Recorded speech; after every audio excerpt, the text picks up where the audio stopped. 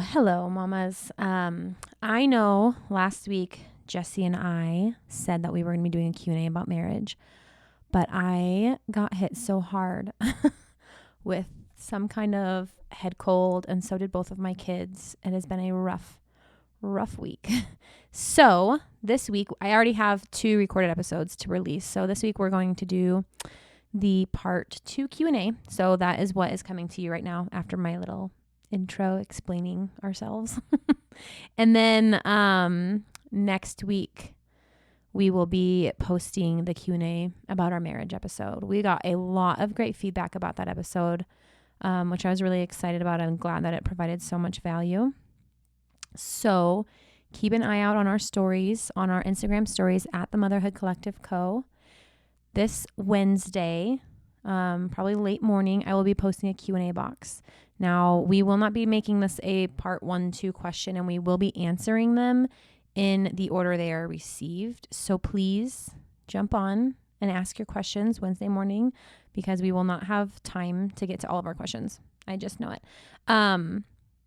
So yeah, I just wanted to give you a little update on why you're not getting the episode you thought you were, but you are getting the part 2 of the February Q&A, and it's juicy. So I hope you're excited. Stay tuned. We will be back next week with the Q&A. Enjoy this episode. And if you have a prayer or 2 extra, give it to me and my family. Gosh, I've been sick for over a week. I think this is the longest Jesse and I have gone without seeing each other. It's awful. Anyways, enjoy this week's episode, you guys. We love you, and we will see you next week. Today, it's always something, but today is like a little worse than normal. We're having a lot of issues getting this episode to you guys. Did it even record the intro? Mm-mm. Didn't even record Mm-mm. welcome back to the Motherhood Collective Co. Okay, well, consider that your intro. Welcome back to the Motherhood Collective Co. We're Happy a little Valentine's bit on Day. the struggle bus today. The camera doesn't want to work. My laptop doesn't want to work. Okay. But all you missed is that we're excited for Valentine's Day. Yeah. And we have intrusive thoughts. Mm-hmm. Yeah, we don't need to go into that.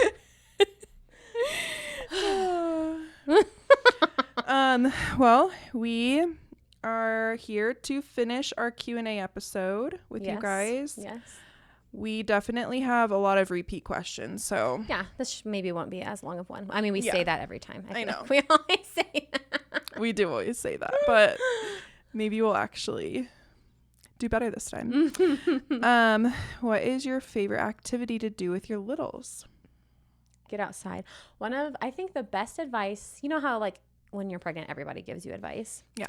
I think the best advice I ever got while I was pregnant was, if they're upset, get them in the water or get them outside. Yeah. And I used that from the time Noah was little. And not that it's get him outside because he's upset, but we just like to be outside. So today we did a picnic.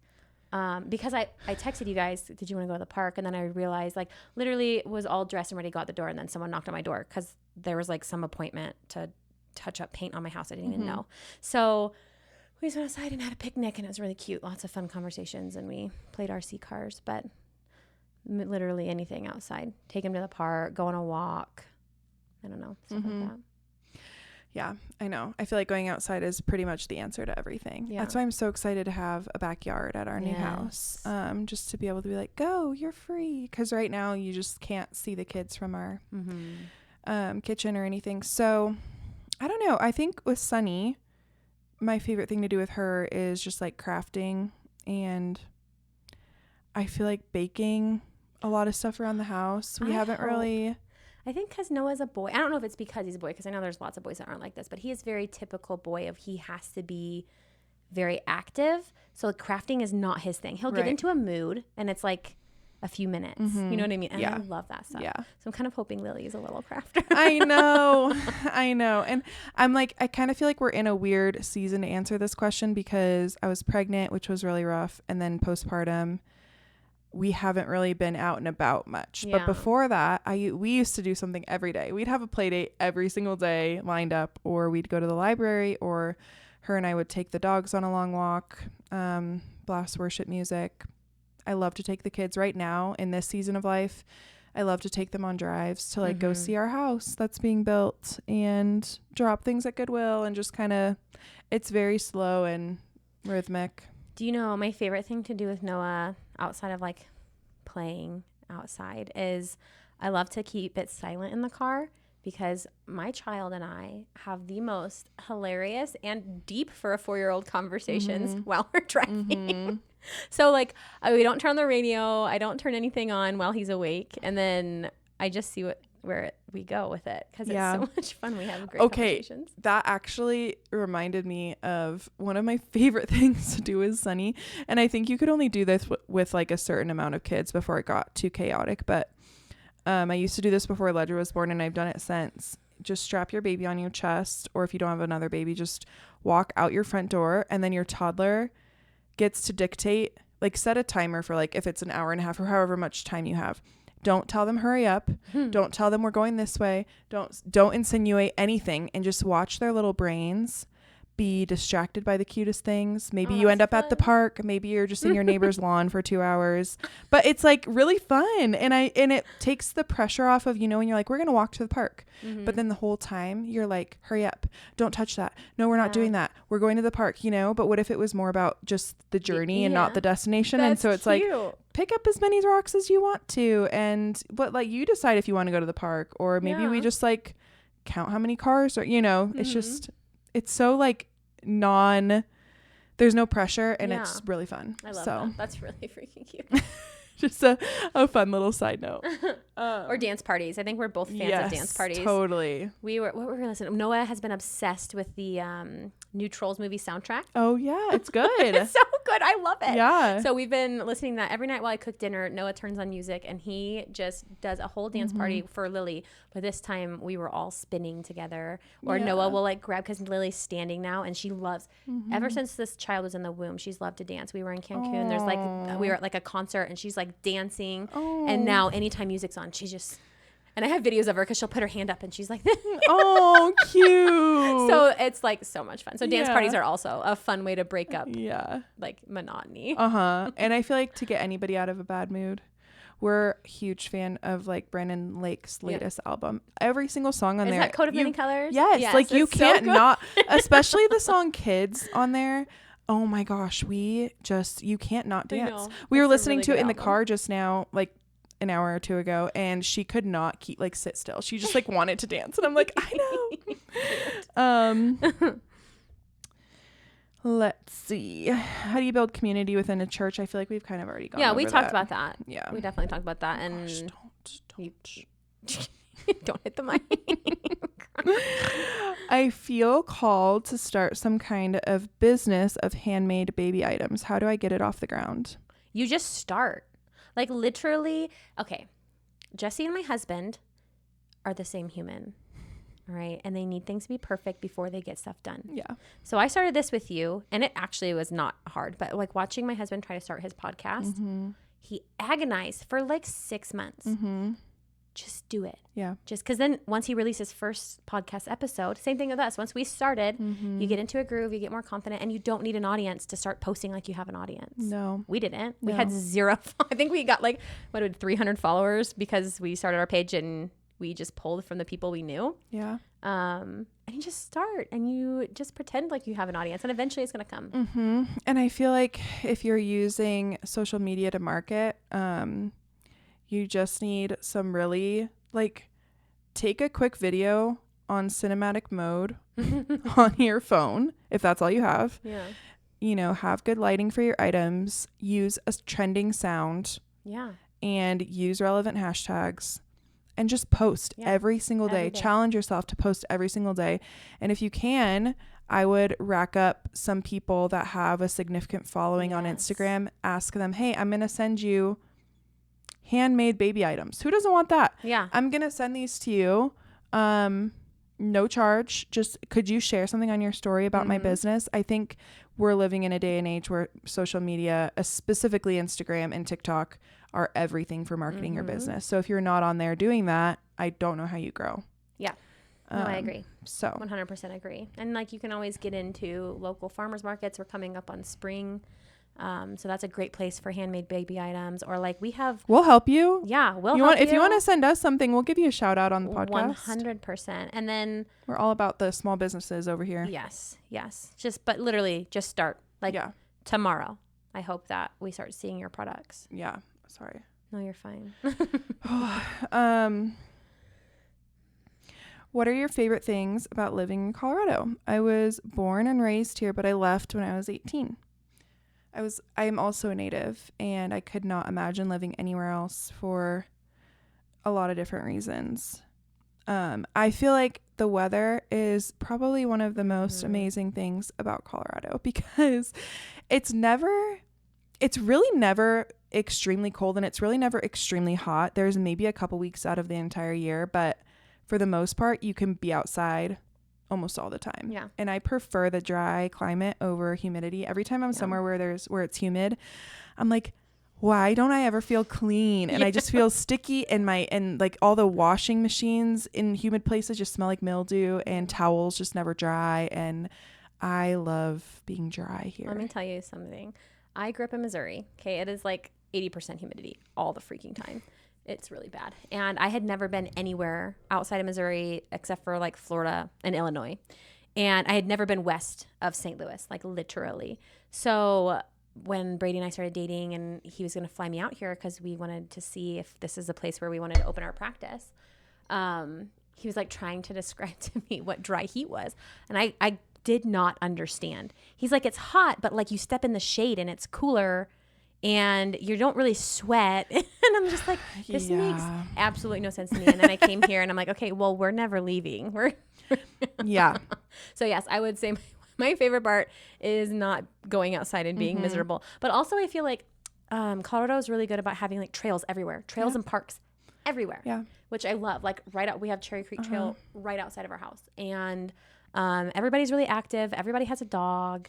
Yeah, that's what I would say too, is like dogs, like everything is super dog friendly. Unless you have a pit bull or a German Shepherd. Yeah, for the most part. But I think that ban even got lifted. No, the ban is, but when we opened our practice and when we were trying to find a place to live when we got pregnant with Noah, it was impossible for us to find a place that would take Seamus because he's a German Shepherd mix. Yeah, that's mean. Impossible. But like there's this app called Bring Fido, and you can log on to it, and it'll have like restaurants, hotels, coffee shops, and you can look up where your dog is allowed and to what extent. Like, is your dog allowed inside or just on the patio? Do they have little bowls for your dog, and I just feel like in every mountain town, specifically Telluride, but also like Breck and Vail and Aspen, there's people that their dogs just specifically Telluride. I don't know if you've ever been there, but I have, but not crazy. Like nobody walks their dog on a leash, and so your dog just is constantly at a dog park. Like you just go on a walk and they all just like play together. And my dogs typically aren't good like players with other dogs, but when we were there, we're like, let's just see, try. But they're all so friendly because they're not like cooped up in their houses and they're not on a leash. And so I think that's kind of cool about Colorado. And I feel like for the most part, people are pretty like kind and authentic. I think so too. I also just like living somewhere where you can may have like a really nice staycation.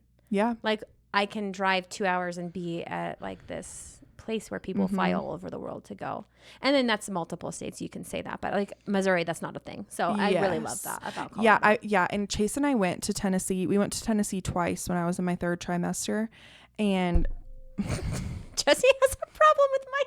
I was actually just looking down to make sure my boob wasn't hanging out because I felt a breeze, and that is honestly the hardest part about having big boobs for me. I spent my whole life having no boobs, none, and now that I have these boobs, I'm like, I feel like I always feel inappropriate. And I'm like, I never even wear regular bras. Like they're all like bandeaus or like sports bras or bralettes, right?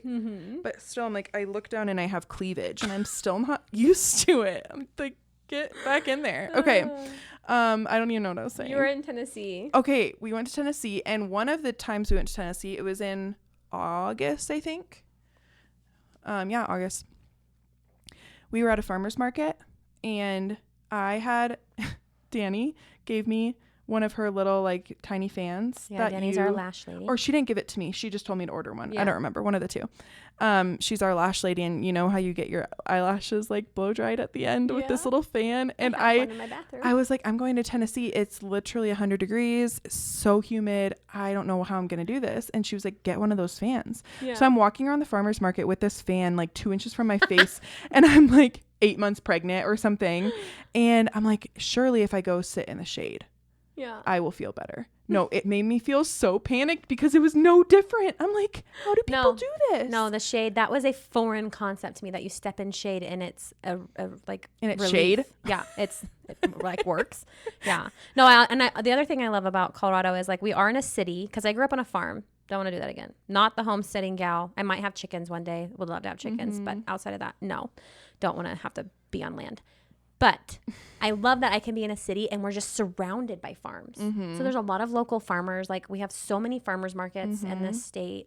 Like I don't know. It's nice. Yeah, like I went to Trader Joe's the other day and I'm buying milk because we had like blown through our milk for the week. And the guy at the register goes, "Oh, did you know that this is from Fort Collins?" And I was like, "Oh, that's awesome." Like he's like, you're going to fall in love with it. You're not going to want any other milk after you drink this milk. And I'm like, it is so good. Milk is it? The organic whole milk at Trader Joe's. Oh. It's just from Fort Collins. They white label everything. Trader Joe's does. So it's cool. And like Sprouts, I feel like they're pulling from all local farmers. It is a cool it's atmosphere. A good vibe. Yeah. And honestly, I feel like we have pretty good restaurants. There's a lot of other states that think that we don't, but I think that we do. I think there's a lot of really cool like bars and like dessert joints are like very like niche kind of things, but like downtown. Also the quality food. Like I can go into pretty much any main street and find somewhere that sells like grass-fed, grass-finished beef burgers. Yes. You know what I mean? Yeah. That was the other thing about Telluride. Almost every single restaurant there was like organic. Yeah. I'm like, why? How do you do this? It's nice. It's a trek to get there, but it's really pretty. It's nice. A lot of like-minded people here. That was a long answer. We love Colorado. We don't have that many questions, so we're going to really elaborate here on everything. Do you ever feel awkward about doing well financially around friends who might be struggling? Okay. Can I talk about this? I grew up in a family that did not have a lot. And we were always very open about money. Like I knew how much my parents each made, number, dollar, knew it. And it wasn't a big deal. And like when people would talk about money, like that was a very open conversation in my whole life until I came here. And there's a specific human being that I will not name that asked me how much money we made. And I told them, and I still think they're mad at me. So like, I come from a place where just because somebody else is doing well doesn't mean that I have to do bad. So when I see people like having financial gain and financial success, I'm like legit happy for them. There is not like jealousy, because like I watched my parents come, we lived check to check, and not even check to check. It was like 1 week we had money, the next week we didn't, and then we got paid. And that's just kind of how I grew up. But like people in our life had money, and I never ever heard my parents or saw my parents act like that was a bad thing that they had and we didn't, and they were always happy for other people. So when I came here and I started being around other people where it was like we're hush hush about our money, and I don't know, I didn't know that I needed to feel awkward about it until I got into a couple of sticky situations where people were like offended and like didn't didn't celebrate our wins, because we did start our business. So obviously we were real broke for a while, and then we weren't, and we had people fall away because we weren't broke anymore. Yeah. And that's a really good point. And I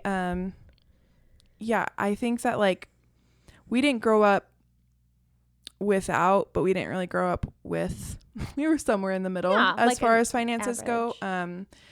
But my dad worked so hard to provide for our family. And my mom, she worked when we got to high school, and maybe even a little before that, she started picking up she always had some kind of side job that she was contributing as well. But I think what's interesting about Amanda and I is that our husbands are both entrepreneurs. And so when I read this question, my first thought was, of course I don't like seeing people struggle. Of course, I spoke about this in a few episodes ago about how it's really hard for me sometimes to share my wins because I'm like hypersensitive to the fact that that might not be everybody's win. But at the same time, when Chase and I first got married, we had just bought a house. We had both quit our jobs because we were going to become entrepreneurs. And then we got pregnant and then COVID hit. And so we were jobless. We had just bought this house and we were also really we were pregnant and I was really sick. And so we were I would sell furniture on Facebook Marketplace so that we could have money to go to the grocery store and to pay our rent. So I'd be like, okay, so this dresser we're selling we just got it, but we're selling it so that we can go to the grocery store. And so, I'm really proud of us because we've literally come and I'm not speaking to our extended families. I'm talking about our little family that we started in Parker. Like, we've come a long way to be able to do the things that we can do, afford the things that we can afford.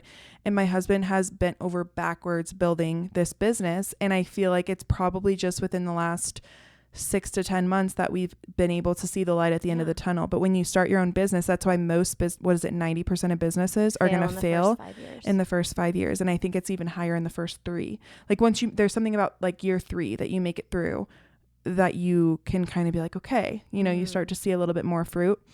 And so there's a hard balance between, yes, I feel empathetic for people who are not doing well, but also has your back been backed into a corner long enough where you were been forced to figure it out and like grind until you have success, and I we hadn't been there until 2020, and now I'm proud of us. So there's a hard balance. There's a hard line there that in my mind, there's both. Like you can yes, you can empathize with your friends who are struggling, but then also you can celebrate your wins and you can be generous in the seasons you're able to be generous in. And then you can conserve in the seasons you're not able to be generous in, but like holding it all. Yeah. And in my mind, it's like, I'm not standing up.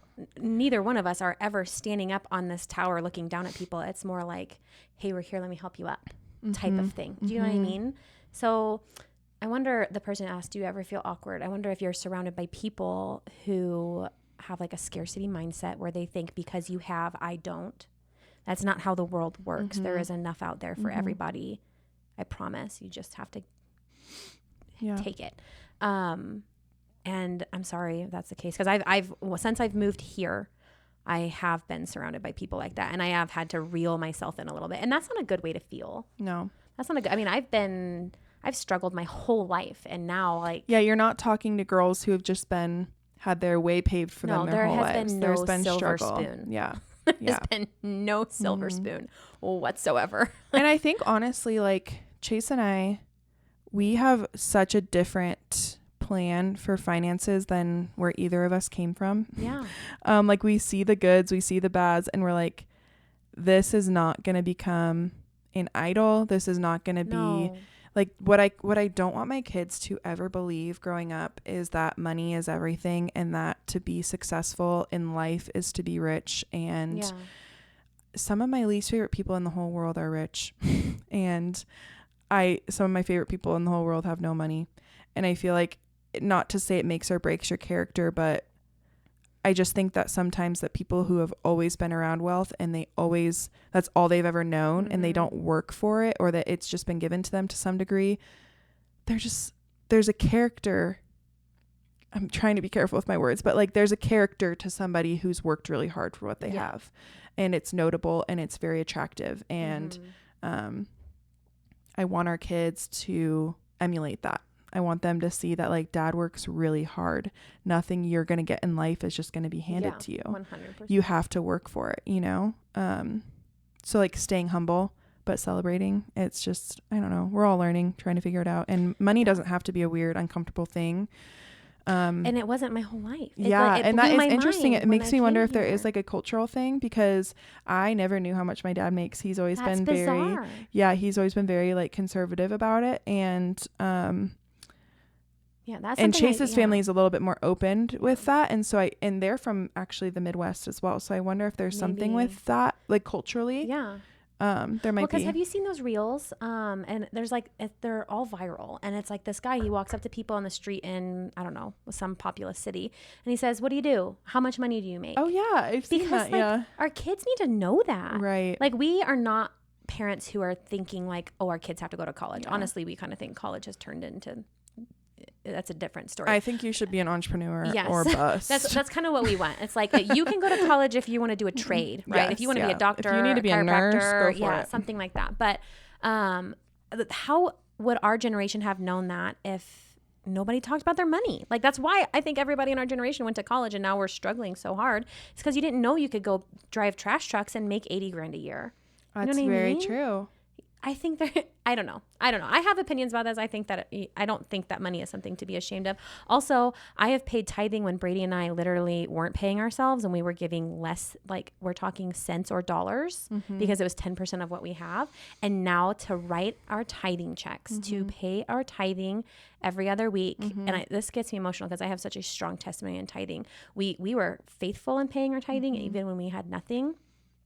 And we saw the blessings that came from that, the support. Like, we barely had enough money to buy food, but I would pay tithing and money kept coming. And it wasn't a lot, but it was enough that we never struggled, like hardcore struggled. Yeah. You know what I mean? And honestly, I think that's like one of the coolest things about God is that he is the God of plenty. Yeah. And there's so much, like we've talked about this before, but the scarcity mindset is not honoring to him. Yes. And I think because we went through that season together, I will never, ever stress about finances again because I know the Lord will carry us regardless and always. And I just think that's a cool story because it just shows like he cares for us. He's not going to let us fall. Yeah. So, I mean, but you have to be faithful. You have to be following the commandments. Yes. You have to be in covenant with him. Yes. We can't just be like all over the place and expect that to be. Yes. Yeah. We can't abuse grace, right? No. Do either of you want more children? Yes. I have to convince my husband. He's like, so thought I was going to die twice. Yeah. 3 times. Sorry. I've had 3 pregnancies and they all ended up with me losing a lot of blood in emergency surgery. So, but yes, I know I have always like felt a pull for my children. You know what I mean? Yeah. Like even it's still to this day, I know I was pregnant with Lily the first time. I was pregnant with her twice. I don't feel like some women feel like they have a baby in heaven. I don't feel that because I felt her after she was gone. And then I felt her until I was pregnant. I'm like, okay, well, it's Lily. It's a girl. Yeah. I knew that the whole time. I love the way you always put that of like, it was the same spirit. She just needed a different body. She needed a different body. Yeah. That body wasn't working for her. Yeah. So yes, I know I'm not done at 2. I don't know if I'll have more than 3 in me. I'm kind of in the mindset of let's see how the next one goes, you know, with my history and go from there. Yeah. But being a mom is like literally, which is so funny because, you know, when Brady met me, I was with somebody else and I was adamant I didn't want children. Adamant. I did not want children. Growing up, I always loved babies, but then I got with this guy. He's the wrong guy. He's a great guy. We just were bad together. We brought out the worst in each other. And I was like, nope, not doing this. I'm like going to repeat my parents' relationship, not having kids. I'm just going to, you know, graduate with my doctorate degree. I'm going to open my own practice. I'm going to be a boss babe. I say that in quotation marks. And I don't know why Brady even got with me.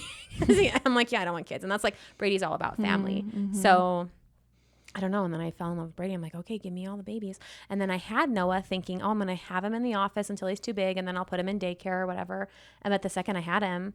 Daycare? Yeah, I know. You would never. I would never. But like the second I had him, like, oh, this is like my whole calling. This is like, I felt it. Do you know what I mean? It was a massive shift for me. It wasn't like I grew up always wanting to be a stay-at-home mom. No, I had kids and I was like, wow, this is the best thing I have ever experienced. This is my calling. The Lord is giving this to me and I'm going to kill it. I'm going to crush it. I'm going to put everything I have into this and I love it. So no, I'm not done. I definitely want more.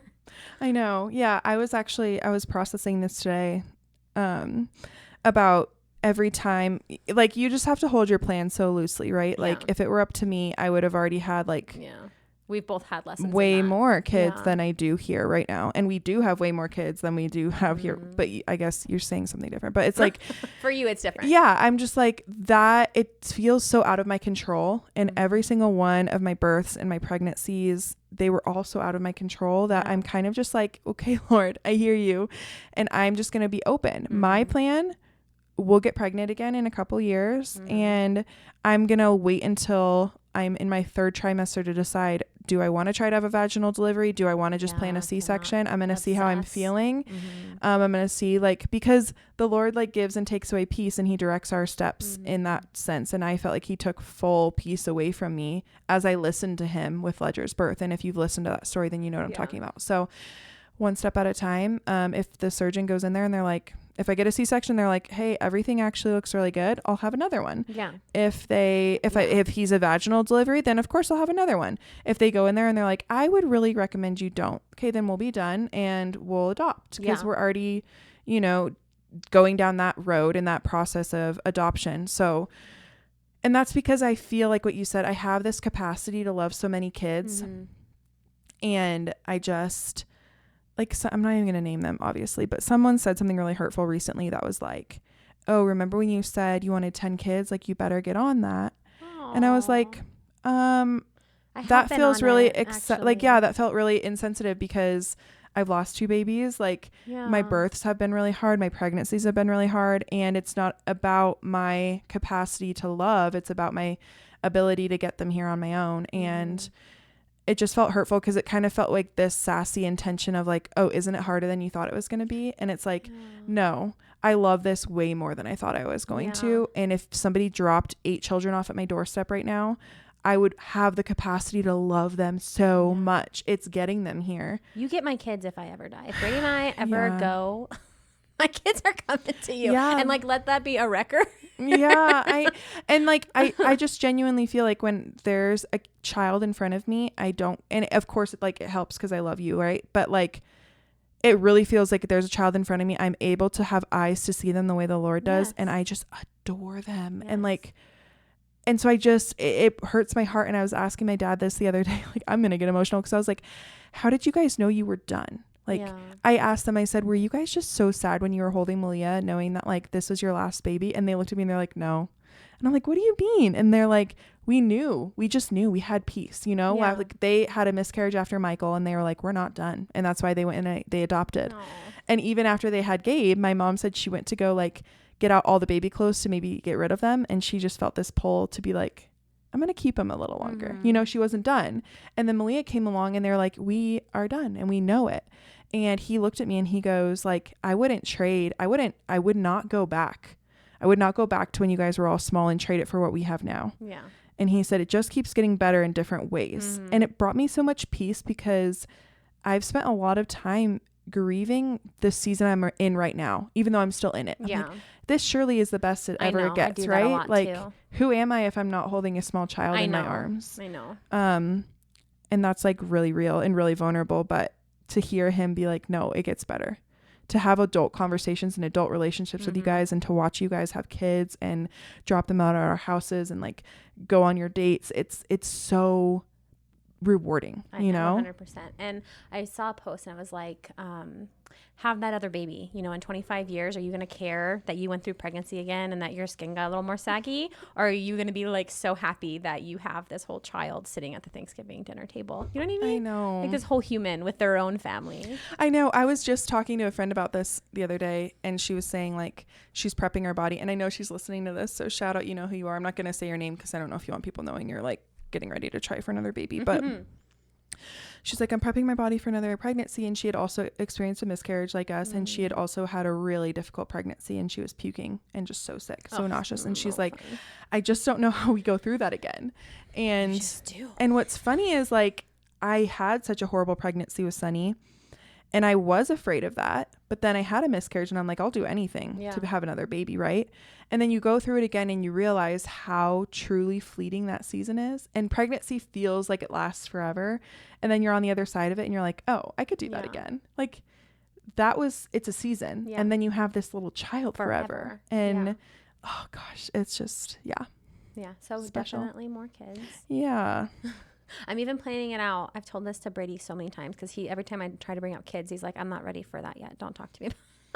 He's still like processing trauma. But I tell him, like, if I have another 4-year age gap, then by the time Noah is out of the house, my little one will still only be 10. Aww. And then by the time my little one is out of the house, Noah will have given me grandbabies. Yeah. So I'll always have babies in my life. I have to have at least one more. Yeah. I have to.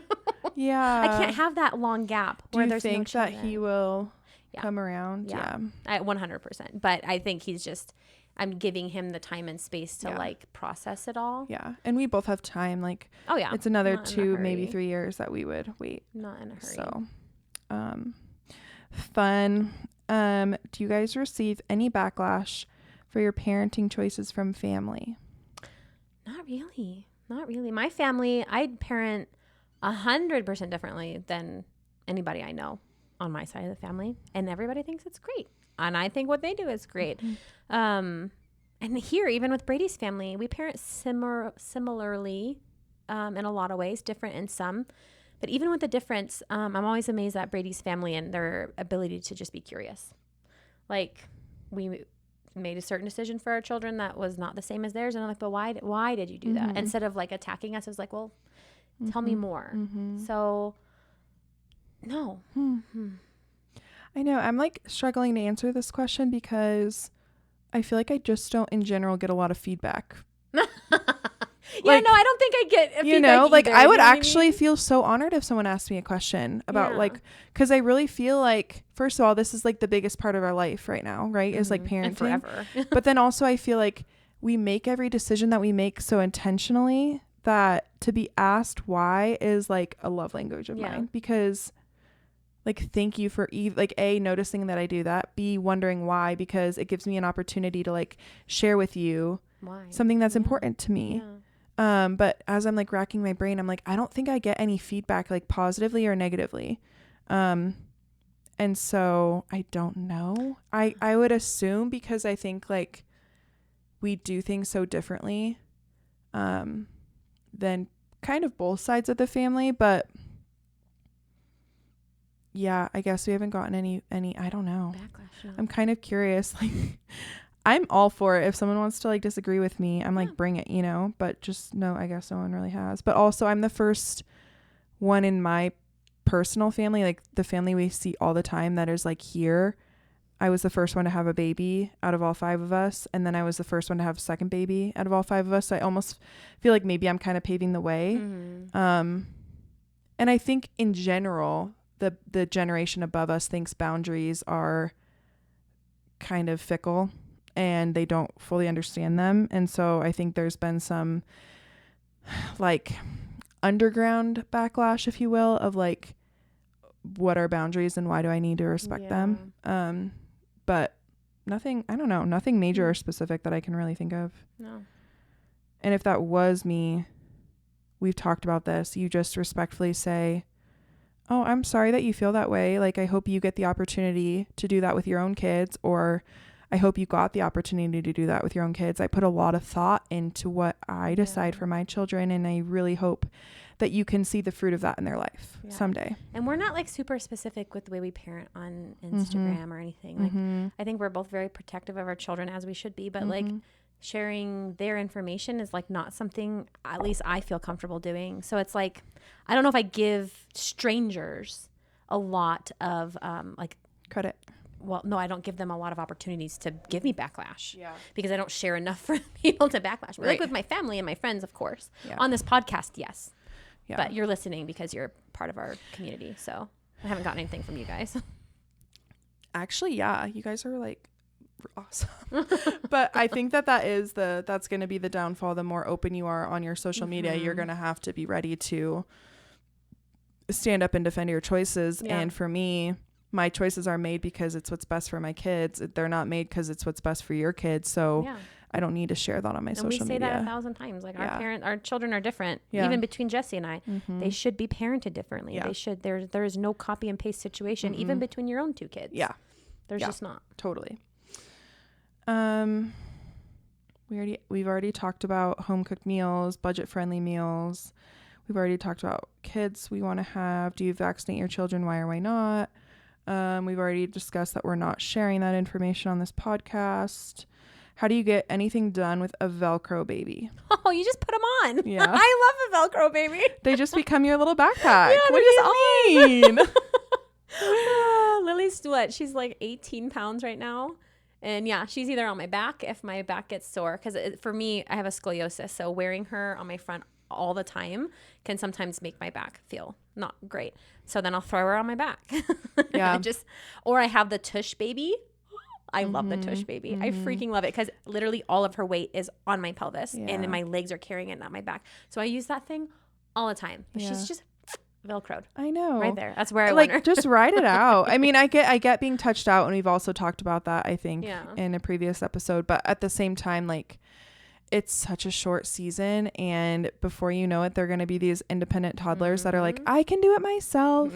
Let me tie my own shoes. Let me get my own water bottle. And you're going to really be like, oh, can I just bundle you up and keep you attached to me Noah again? asked me to carry him to bed the other night. And I'm like, I picked him up and I'm like, I don't remember the last time I carried you. Oh. And so like, it was so special. Yeah. Because I'm like, oh, I'm just going to like savor this and Yeah. carry you to your room. Because like literally when was the one day you're going to pick your kid up for the last time. Yeah. And you're not going to know that you did it. And that is so, that like breaks my heart. I know. And I just feel like you're never going to look back on your life and think, oh, I wish I would have held my babies less, you know?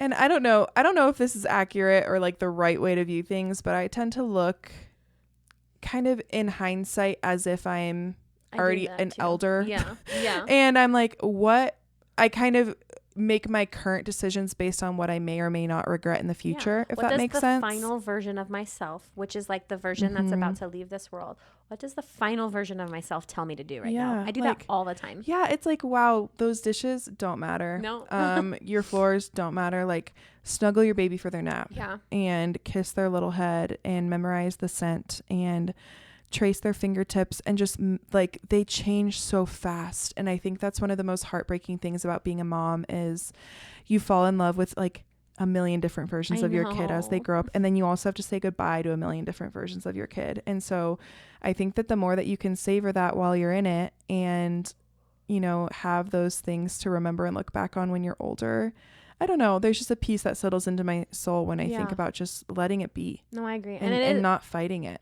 It is okay to like need a break. Yeah. Right. Like obviously Lily and Ledger are not with us right now. Right.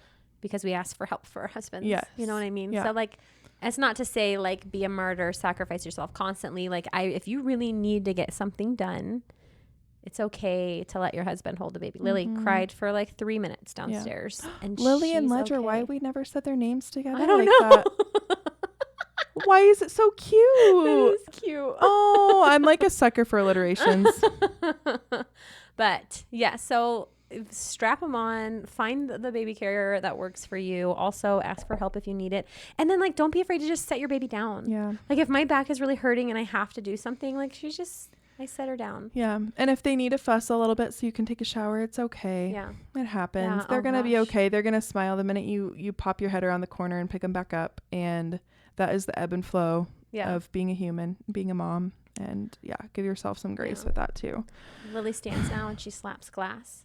You saw that in my story today. So cute. I don't think I did. Slaps glass. She slaps, like she'll stand up on the window and the window. She yes, the window. Up and then she comes back down. Well, we have a shower door. So now every time I take a shower, I have to like stick my foot there because she's like, she thinks it's so funny because like the water's beating down, you know, and she's like slapping the glass, just laughing. I'm like, if I let go of this, you're going to fall right in.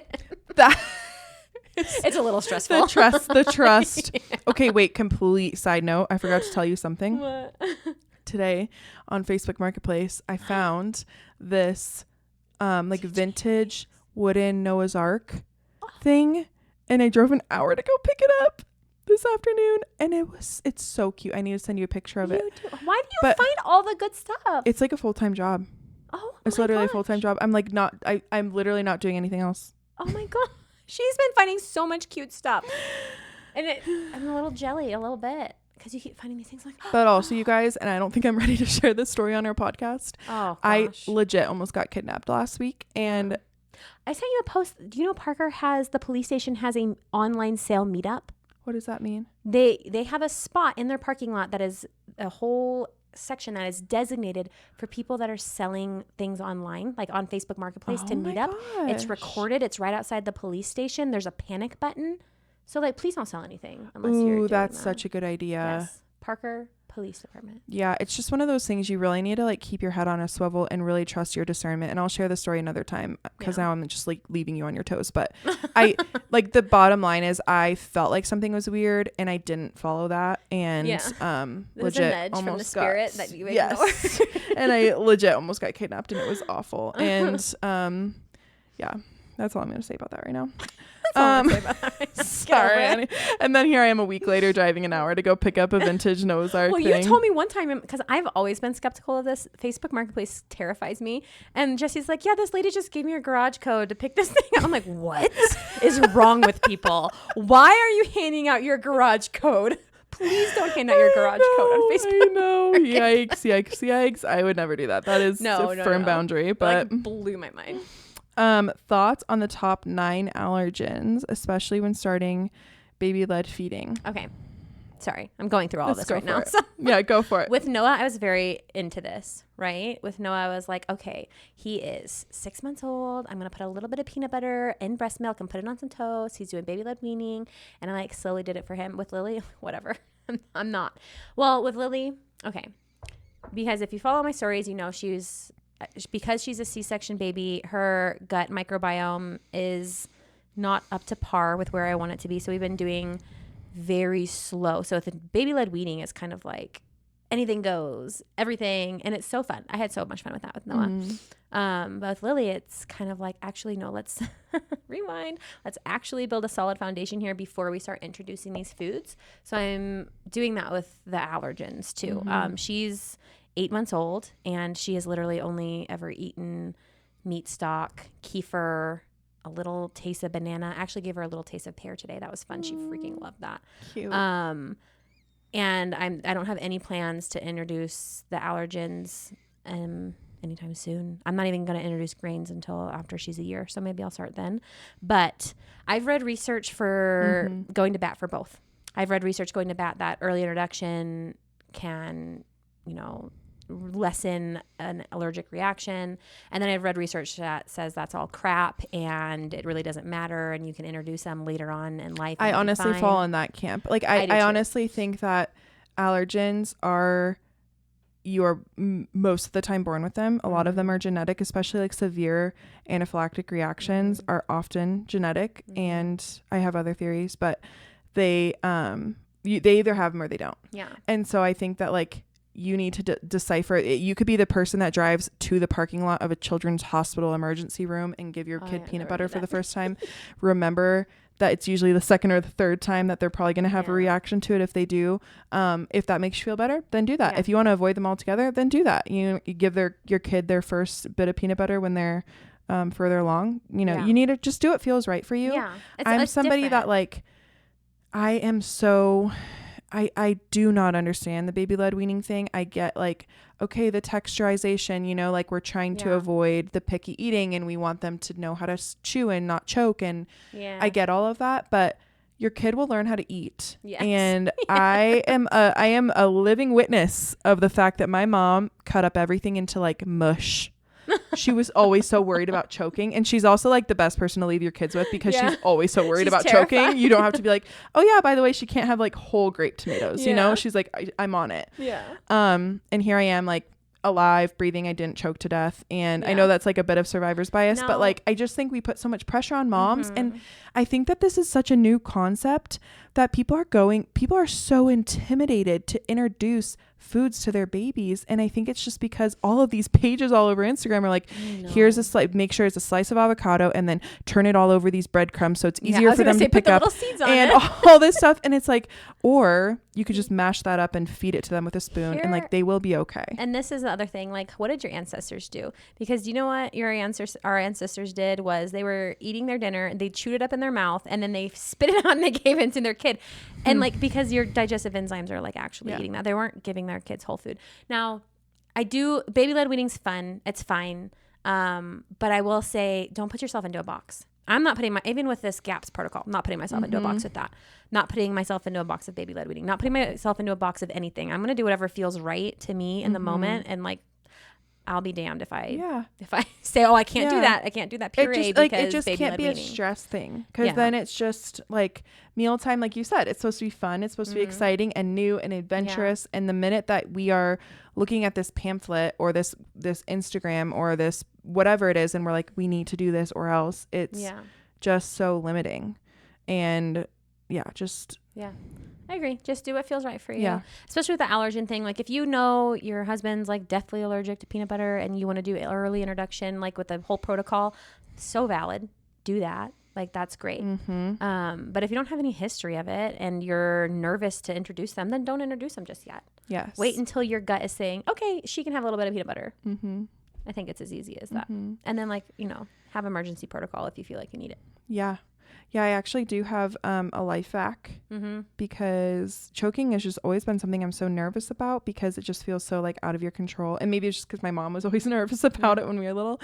But I do like having it in my kitchen because it just feels like a good backup. Do you know Lily choked? No, not like choke. Yeah. So I make gut gummies, right? This is just collagen and juice, like a fresh pressed juice. And I'm like, oh, she can suck on it.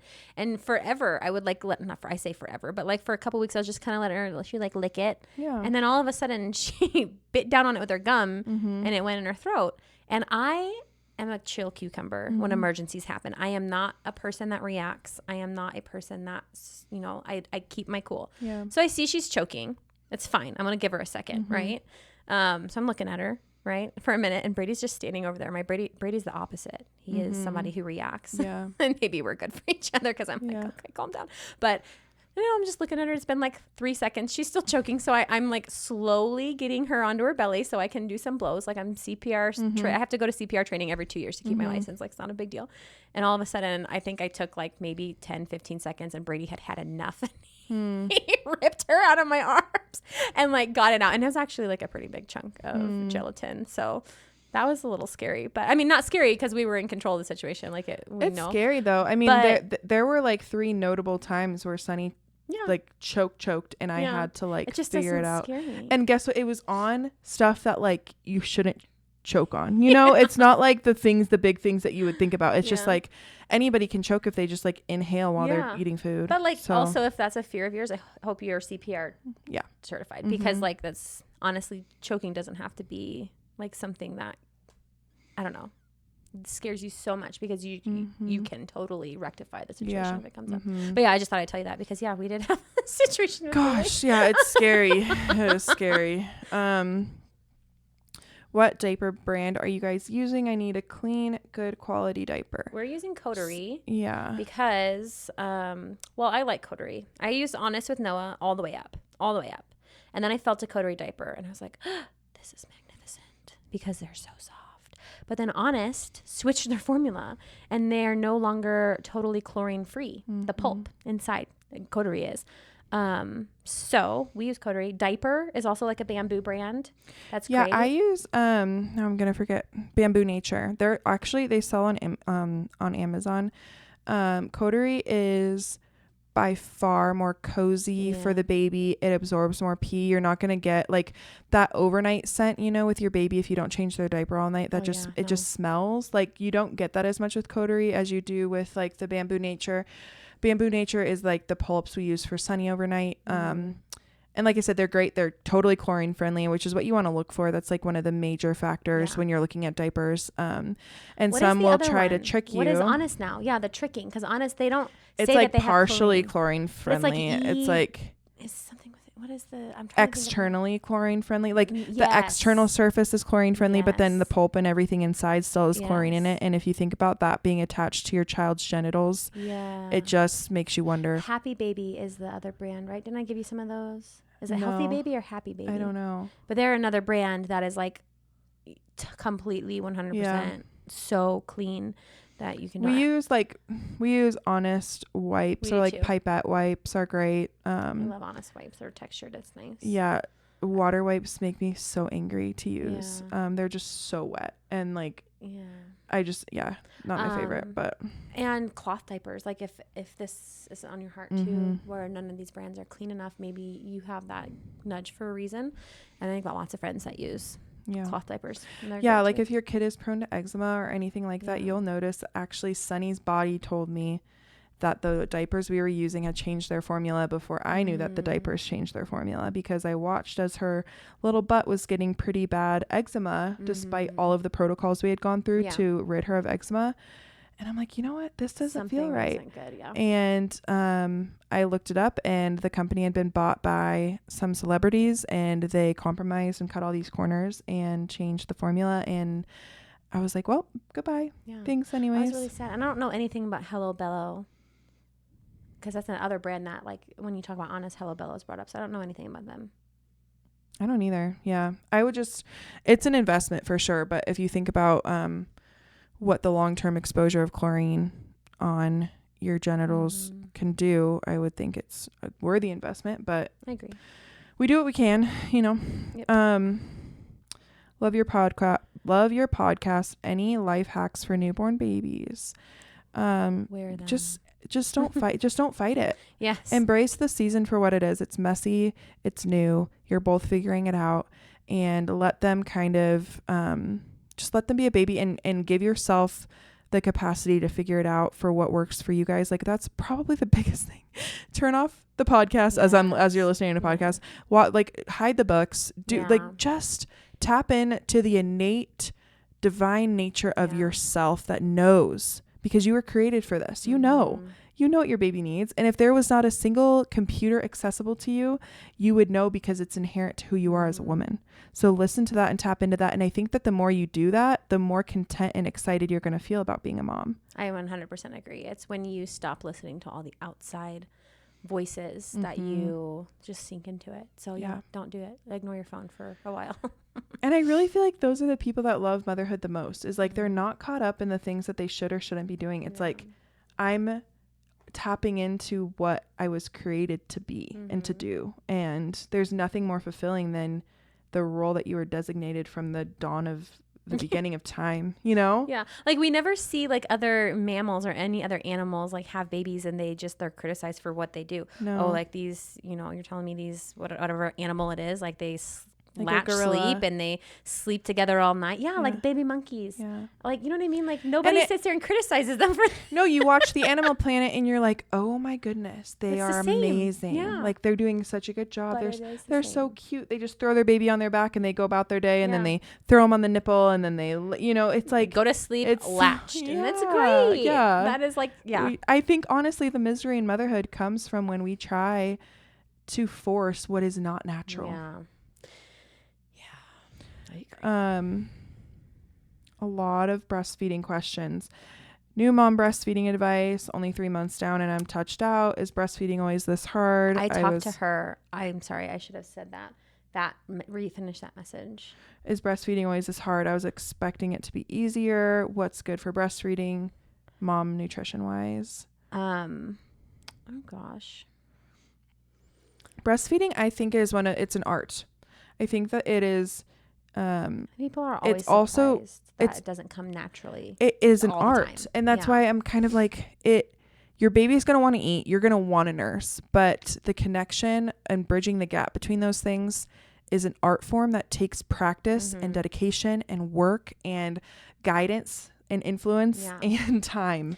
And I do think the longer you nurse, the easier that it gets. The first month of breastfeeding is hard, and your body is doing something it's either never done before or it's done before, and you're trying to figure out how to do it again. And that first month it's just producing milk at a level that it never has to again. And if it's like hard in the sense that it's painful, then there's probably some kind of tie. That girl, the mom that said, I'm 7 weeks postpartum, I didn't expect it to be this hard. I reached out to her because I'm like, hey, I don't want you to have to wait until the podcast comes out. Like, what's going on? And she was telling me like her baby wouldn't. This is an easy fix. So let me just tell you guys the story. She said her baby can't nurse on one side, so she can't turn her head. I'm like, oh, that's torticollis. Yeah.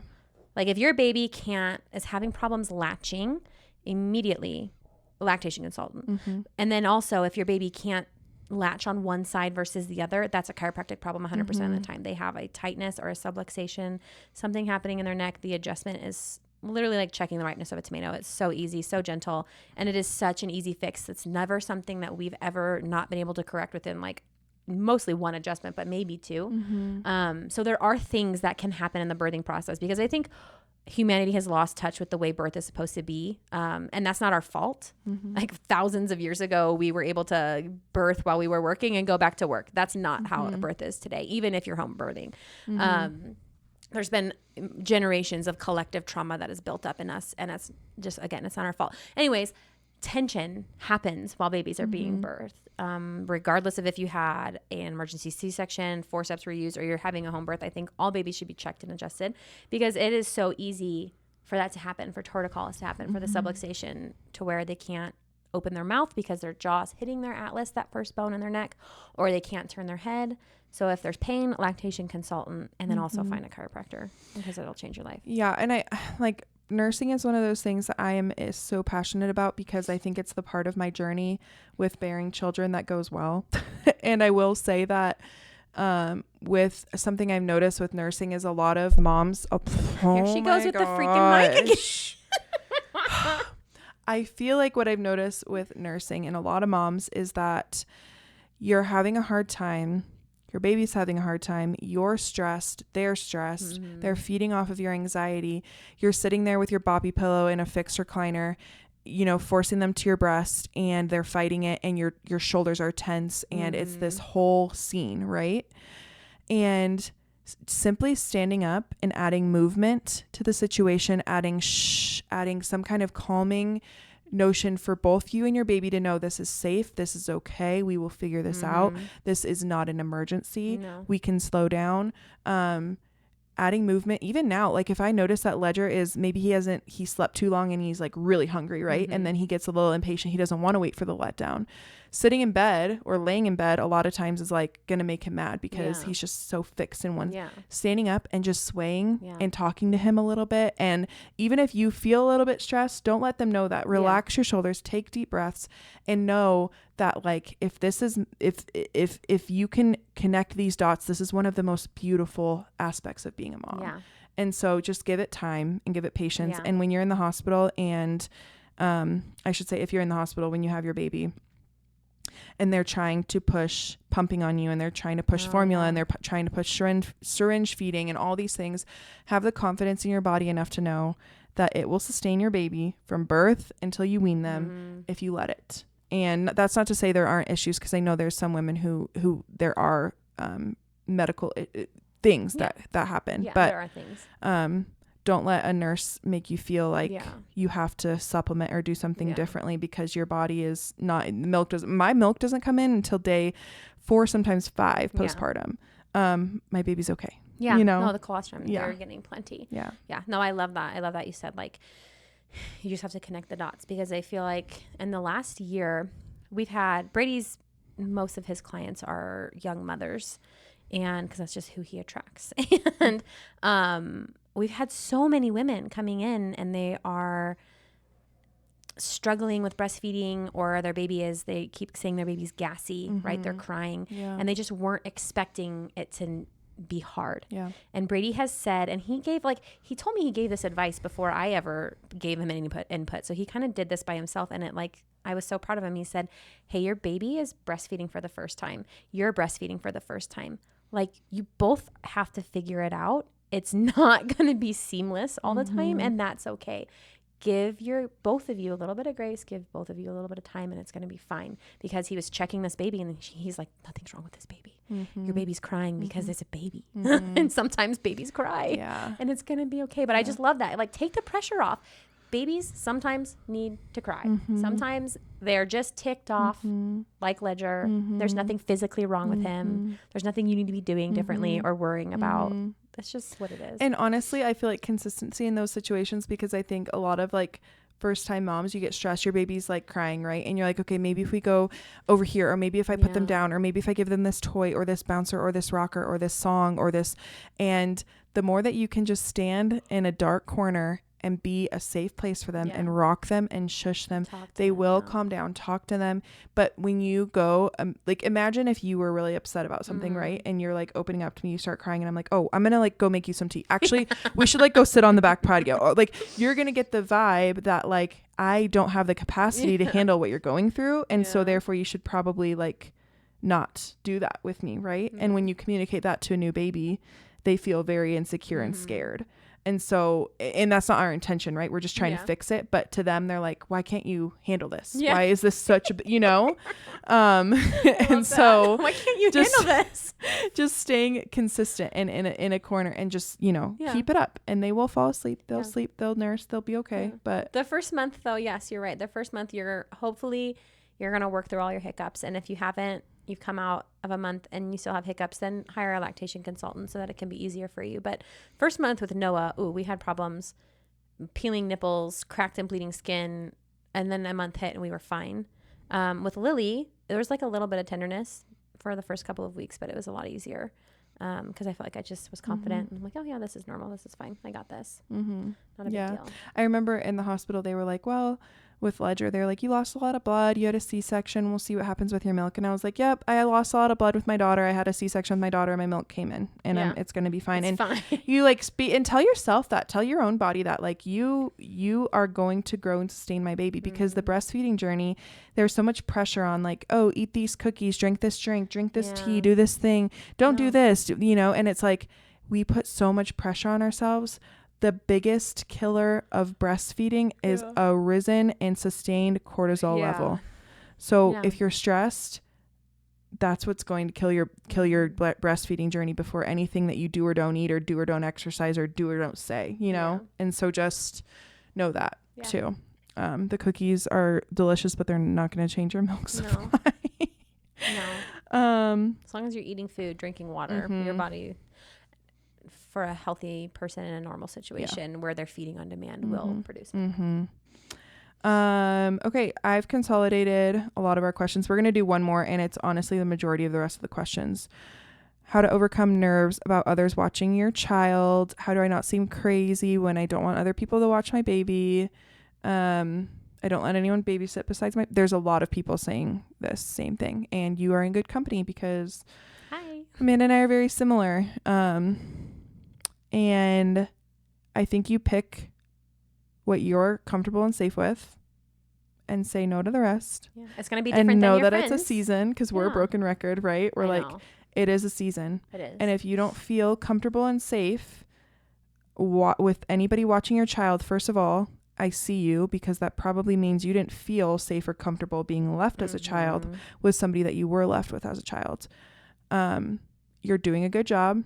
Follow that gut instinct that you have. And if you can find a safe person and you have the desire to leave, then go with that. Have that one person. If you don't, and maybe you don't have the desire to leave. I think so often we're like, are you going on date nights? You need to do this. What if I need to go have a girls' night? And it's like, do you want to be doing those things? Yeah, I have no desire. Honestly, I don't have a desire to leave Lily or Noah. Like, it'd be nice to go on a date night, but I'm like not concerned about it. I know in a couple of years, like we're going to have all the date nights. It's going to be great because we did that already. We already went through the season where I wasn't leaving Noah and then I felt comfortable leaving him with Susan and we went on a ton of date nights, had all the great times, and, you know, like not a big deal. So now I'm just like, yeah, she's only 8 months old. We're fine. You ebb and flow and you figure it out. But, and like, don't let people feel guilty.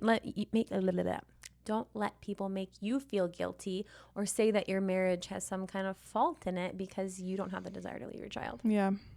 Because I think that is the most annoying thing in the world is someone telling you can't have a great relationship with your husband when you're like doing at-home date nights and you're being intentional in your marriage every single day and you're showing up for each other. I think if your marriage is struggling, it's going to struggle. And if it's not struggling, it's not gonna, like, I think that we just can either make up all the excuses or just kind of be intentional with wherever we're at. I do love going on date nights, but I do have I have a mom who's like ready and willing to watch Sunny if we like schedule them in advance. So I like doing those things, but at the same time, like it took me 3 years with Sunny to ever consider or conceptualize leaving her overnight. Chase and I went on a baby moon for 4 nights in Telluride. when I was like 28 weeks pregnant with Ledger, and it was the first time that I had ever left her, but I felt ready. Yeah. And I think that's really key, is like feeling ready. There's not an end in sight for where I will feel ready to leave Ledger with anybody but Chase for a couple hours at a time. Yeah. So, be okay. Just let yourself be okay with that. They're your little baby. You grew them inside of you for 10 months. They're nursing. They might still be like needing your help for sleep support. You might be there's all these reasons why you might not feel comfortable leaving them, and that's totally okay. And if you're surrounded with people that are making you feel like that's not okay, I'm sorry, because it's normal to not want to leave your little kids. Yeah. And your babies. 100%. This country is so obsessed with like making babies independent so fast. It makes no sense to me. They're little for so like such a short amount of time, and then they're grown up and they're gone for ever out of your house, and it's just you and your husband, and you're gonna like look at each other like, what the heck do we do with all this time together now? Like I need a job. You know, like we were just talking with a married couple last night, and they like just became empty nesters, and they were saying that, I was like, oh, is that so sad? I've been asking everybody this, like, is it so sad when you don't have babies anymore, right? And they were like, no, I feel like we're back in our honeymoon phase. Yeah, I know. Everybody like, our kids are gone, and we can like go on trips. We can do this. We can stay up late. We can, just like be together. Yeah. And not that you should like spend your whole life hoping that happens, but I think it's really reassuring to hear couples further down the road than us be like, this isn't as good as it gets. Like it can get better than this, I love that. That's such great perspective. I love that so much. But yes, don't let people make you feel like you're failing if you don't go out on a freaking date night, because I promise you're not.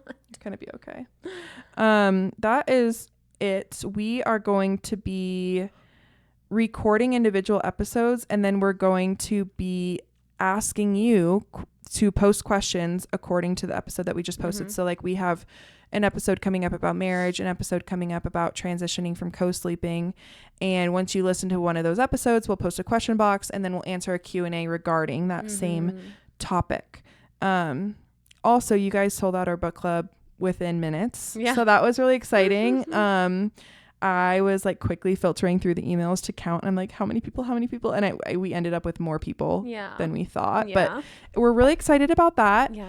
And lots of requests to like do it local. So we'll definitely find a way to share online, like what we're reading, and like hopefully guide you guys into your own little book clubs. How fun is that? Yeah. And I'm actually we're getting more messages from people that are still trying to like coordinate. So I might post another location creator so that you guys can hopefully like meet up with each other. Page.